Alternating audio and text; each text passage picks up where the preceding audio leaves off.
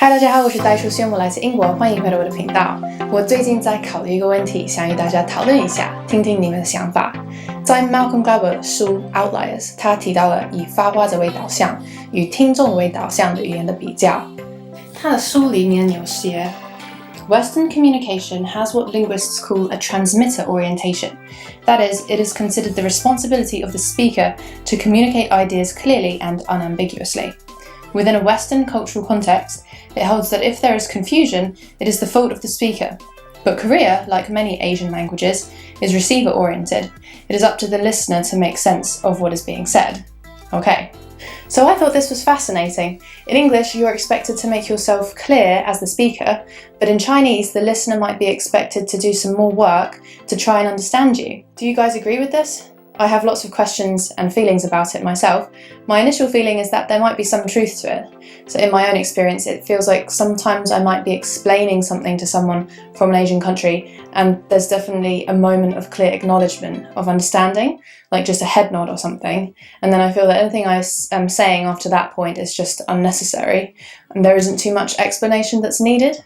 Another thing is that when it comes to essay writing, I think there's a clear difference between Chinese and English logic. So I've been helping a student with her PhD project, and there have been loads of occasions when we're reading her writing, and I'll say, it feels like there's a step missing here, or you haven't fully explained the relevance of this or the connection to the next part.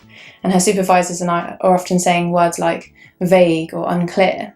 But she's usually shocked. She's like, I think it's very clear. The reader should know exactly what I'm saying. And it's quite interesting to me because on the one hand, I can totally see what she means, that the meaning should be guessable, or that it might be so obvious that it's not even worth spelling out. But on the other hand, in PhD writing, the convention is you do need to be as specific as possible and your meaning should be clear. I guess this has just become convention and probably goes back to the Greeks. Especially in writing, you have to spell everything out and make it crystal clear to the reader. You have to be very scientific and logical about it. Don't miss any steps in your thinking, even if it seems obvious to you. You don't want to leave any room for misinterpretation. So that's how to write well in English anyway. Another thing that seems to demonstrate this transmitter versus receiver difference to me is that someone else from Taiwan told me that they find it easier to read books in English than in Chinese. Because in English books, the author takes you through step by step, like a clear story, so the logic helps the reader follow through bit by bit. I thought it was quite interesting that they said that. Even though it's their second language, there's something about the logic that makes it easier to follow in English. Now, obviously that's just one person, so you'll have to point out if I'm going majorly wrong here. I'm still learning about Chinese logic in writing, but it seems like maybe the rules are just less defined. You don't have to start each paragraph with a topic sentence introducing the point of that paragraph, and you don't have to only keep 100% relevant points in that paragraph. It seems like you can be a bit more poetic, and especially in the introduction, you can talk about the big picture for a lot longer. The big picture seems like quite a big deal. If we're generalising, it seems like Western logic is more about details, and Eastern writing is more concerned with big picture stuff. So those are just my observations. These language differences made me think of the Sapir-Whorf hypothesis. This hypothesizes that the structure of a language shapes or limits the way speakers perceive the world. It's been hotly debated for a long time in linguistics. I personally think it's kind of a chicken and egg debate. On the one hand, it's not like you can only think of something if that thing has a word in your language.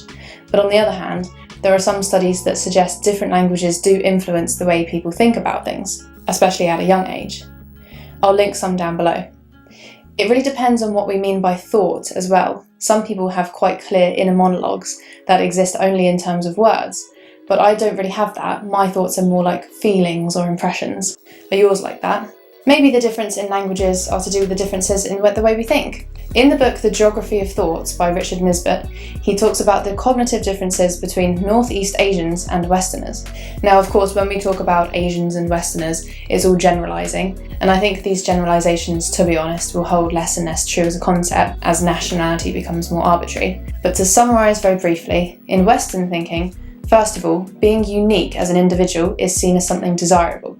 People like to feel in control of their environments where choices lead to desirable outcomes. They work towards personal goals and achievements, and relationships can actually get in the way of those achievements sometimes. Your identity is seen as static, meaning you can move from group to group and setting to setting, and still mostly be the same person. On the other hand, in Eastern thinking, there's less focus on personal goals and self-aggrandizement, and collective goals are generally more important. It's not particularly desirable to be individually distinctive.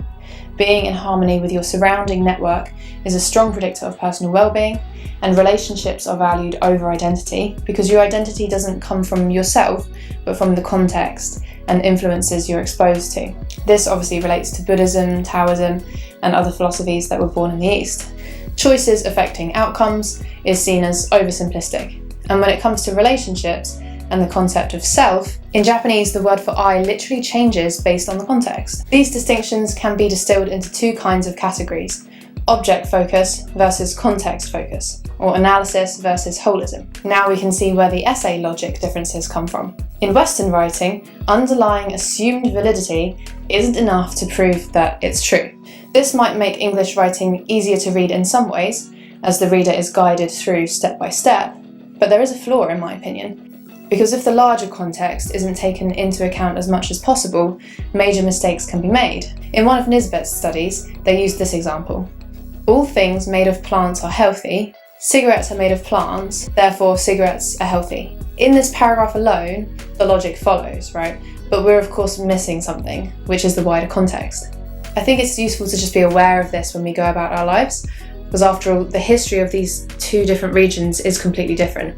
If we look at Greek philosophy, which is seen as part of the foundation of Western thinking, Aristotle generally saw objects as categorizable and knowable, and the Greeks looked for underlying principle and pattern in science. Arguments, debates, and battles were an important part of life. But the Eastern way of thinking, on the other hand, was strongly influenced by Confucianism, which was all about relationships and shifting identity depending on the context.